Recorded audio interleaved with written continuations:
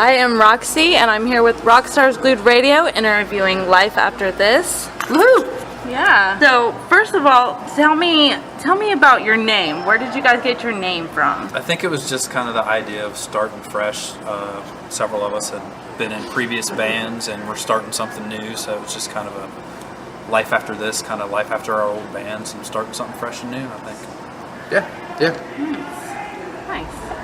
The Matts are the original guys, so they've got the story. Yeah, you for do this. have- We just You do fire have people two on a regular Matts. basis. We just, if your name's not Matt, you have no safe place in this band. Yeah, Thomas and I married into it, so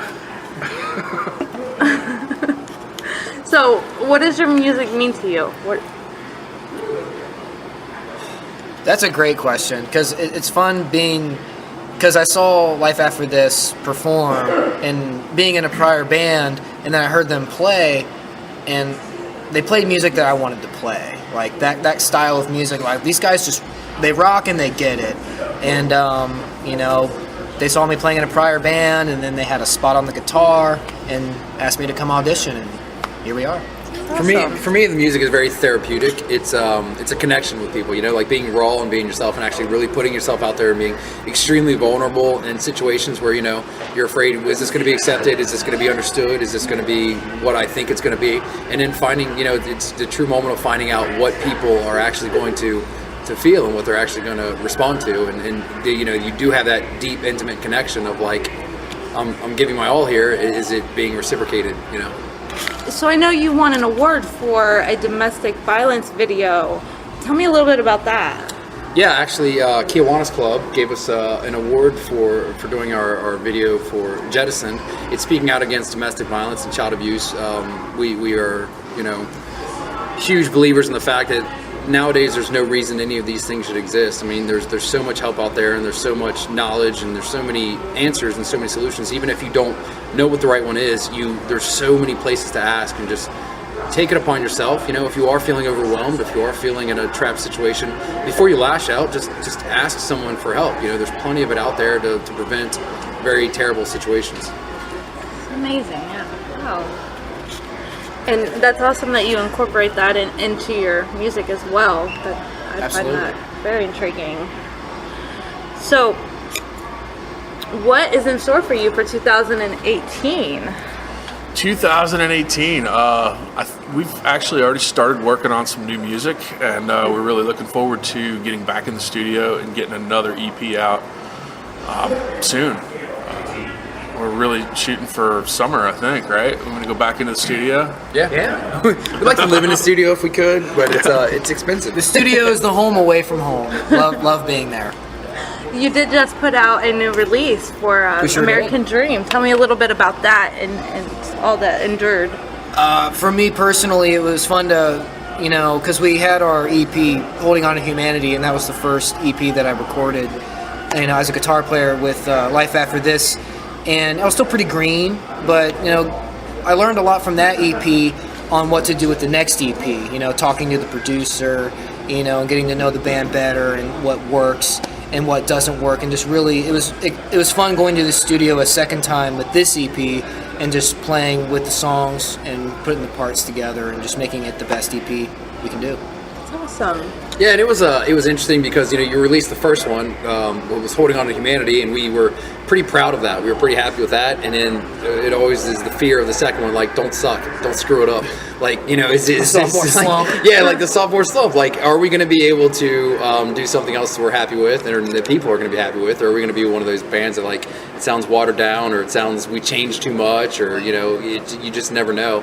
But the true nature of it is stay to yourself and do what feels right, and in the end, it ultimately worked out very well for us. Awesome. It was extra fun this time, too, because we'd all been there twice before to this studio. This is our third time there, but this was the first time we got to take Ray with us since he's joined the band. So it's just really fun to experience. It clicked. Ray. It instantly clicked. We had this playful banter the whole time. It was really kind of laid back, this whole studio experience. And we all just what's cool about our band too is when we record, we really cheer the person on because you do the scratch tracks, you get everybody playing together, And then when it's time to do the ISO stuff, when it's just you, you know, we're like in the corner going like, yes, this sounds great. So we cheer each other on when they're doing their own parts, and you can definitely hear that in the EP. That's awesome. Yeah, it was a lot of fun. That place, the studio we go to up in Columbus, it's a magical place. Sonic Lounge. It's literally like the land of Oz. You know, it's just it's as soon as you walk in the door, you feel the energy. It's pretty cool.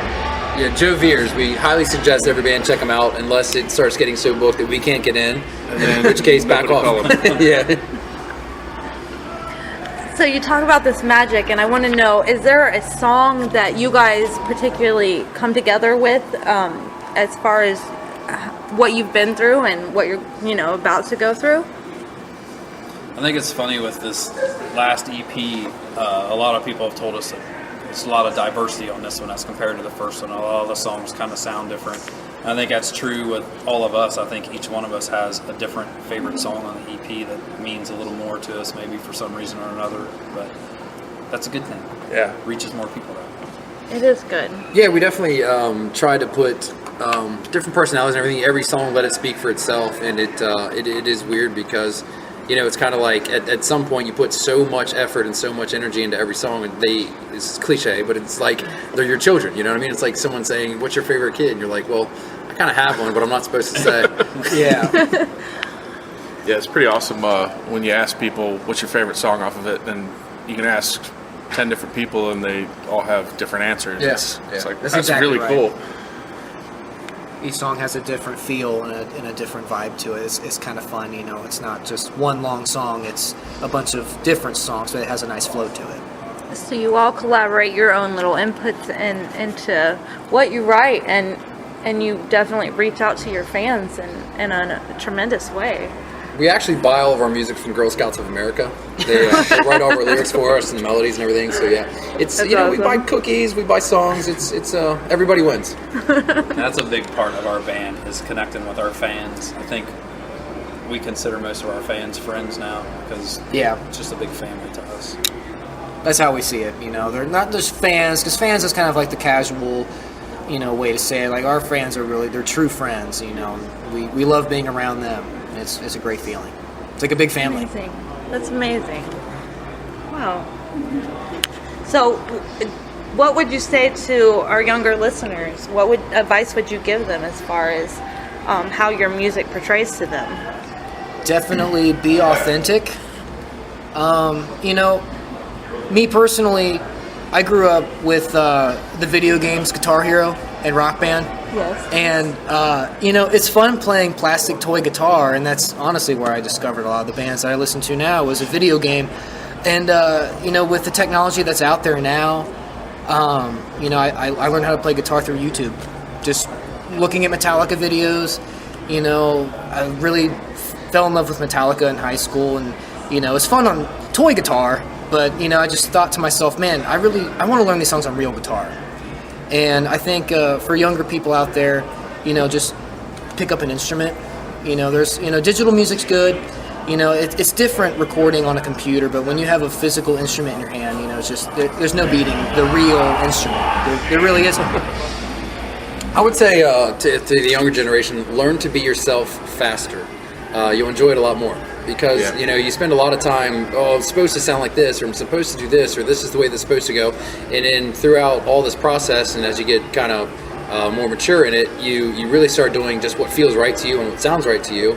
And you end up enjoying that a lot more and enjoying the experience a lot more. So you can have a lot more joy in life if you just learn to be comfortable with yourself a lot sooner. Yeah, if you can't have fun, it's not worth doing.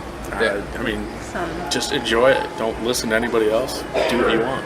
And that definitely shows on stage. If you like what you're doing and you're proud of what you're doing, then the crowd's going to see that. Definitely. And they have fun. Yep. Yeah, I got advice years ago. It was basically you're hosting a giant party when you're on stage. If you're not having fun, nobody is. If you're having a blast as the host of the party, everybody else is going to have a good time too because they're going to feel more comfortable around you. It's definitely true. Boom. Boom. All right, so tell me about more of your shows that are coming up that you have booked. We have a show coming up in April that's actually here at Madison Theater. That's for a friend of ours. It plays in another band called Down One. He's going to be moving out of town, so it's kind of a send-off party for Dean. Other than that, we don't have a whole lot scheduled right now. We kind of really held off scheduling a lot of shows because we were working really hard on the EP release. And Yep. We have a local rock showcase in May that I don't think we're allowed to talk about yet, but we'll be at Bogart's in late May. Yeah, late May. We're in a comfortable spot right now. We're like the post EP release. We just released American Dream, and we've got the full merch lineup. We've got everything lined up right now. So right now we're just looking to book more shows and just keep selling, keep playing live, keep being around our fans, and just sell that brand new EP. And if you want to keep up with us, check out our Facebook and our website, www.lifeafterthis.com. Boom! Disclaimer. There it is, guys. You have it. This is Life After This. Anything else you guys want to say? Thank you. Just thank you. Yeah, thank you. Thank you Lots so of much. thank Thank you so much. Glad Rockstars Glued's coming back. Yeah, we've got a long amazing. history with Rockstars Glued, back even to our previous bands, and we've always had a great time with Hellbilly and the whole gang. So come out and check out Life After This year, and make sure you tune into Rockstars Glued. Yeah. And come say hi to us. Oh, yeah. We don't bite. Yeah, we gotta Well, say hi. Matt might, but most of us don't bite. What's your There we go. Each individual, you can hear each musician's individual only a bottle parts. thing. Yes. It's not like just guitar or just bass. You can It's only a hear glass each bottle. Doesn't work. musician being All right. themselves in our band. No, it's just glass bottles. It's cool. You can hear each person stand out. Well, a band Almost is made up of interviews more than just one component. So, I mean, all Yeah. of you guys have to flow Yeah. together, Yeah. and you guys do No, so it was awesome. epically. We really felt like very appreciated when we read that interview or the review. We were like, "Fuck yeah! Like, she gets it. She gets it." She That's understands funny. what we're trying to do. Like our practices, it's not like I want to do a solo here. It's like we're all telling each other, like, you got to do a bass solo there. Oh, dude, that's a good spot you for a gotta guitar build a solo. song. Yeah, like we push drum each other to solo right shine. here is like- Yeah, we push each other to shine. Like it's because Yeah. we're all like trying to. Well, I don't want to steal the spot. Or you're like, no, right there. You gotta fucking do this. have You gotta to turn your find volume up there. something. You gotta. Yes. Yeah, yeah. we push we're- each other. We're each other's biggest fans. Yeah. That's awesome. Yeah. I think We're gonna break up next week. I just, Yeah. This is gonna be my last. It's gonna be the most show. bitter breakup Is this a ever. bad time to tell you guys I quit? No. Hey, you get out of here! Get out of here! Get out of here! Go get it! Yeah, actually, the first time I met Hellbilly was when I joined Detrimental, which was Matt. And John was the guitar player at Yep. Detrimental. Detrimental. And Doug, who plays guitar with Sinful Crow, was the bass player. So that was kind of how Yeah. I really got introduced into the local scene, was because of these guys. That's awesome. It's really awesome. Yeah. And the first really big show I ever played was right here. Yeah. Right First here, really here. big national Yeah, show yeah. open for Pop Evil. Madison Theater. Yeah. It was No, pretty amazing. that's the show where I wanted to be in life after this because like Matt would come over to our house So, you and know what? we The were first- practicing and I was like, you see Matt in the practice space, like, you guys should try this. And it's like, you guys want to come out to a show next weekend? Like, yeah, we'll come check it out. And it's like 2,500 people here. Oh my gosh, I know that guy. I want to be in that band. First time I ever saw you guys was here Yeah. That's Scott funny, Weiland. dude. at No the kidding. Scott Weiland. Scott Weiland show. No shit. That was I heard this story earlier about Scott Weiland. This place So, is like, this place wow. is Scott It's a Weiland. magical little spot for us. Legendary. We didn't realize it. Yeah, we didn't even realize it until this interview. It's got a Creator it's got a of it. history. It's just fun. I was right down there in the pit. I was like, man, that band gets it. I want to be in that band. It's the worst interview ever. I will never do another one with Rockstars. Oh, hey, buddy. No, we Billy. played some awesome. We played with Anthrax here. Oh, wow. We played with Buck Wow. Cherry here. That We played with Hinder, here. Yeah. Nice. Scott Weiland. Scott Weiland. We played some pretty badass. We had our own shows local here. show here too. We played with Pop Evil here a couple times. It was cool. On Silent We played Night. with Pop Evil with us here. Yeah. Wish we could play with Pop Evil right. We are Life After This, and you were listening to Rockstars Glued 3.0.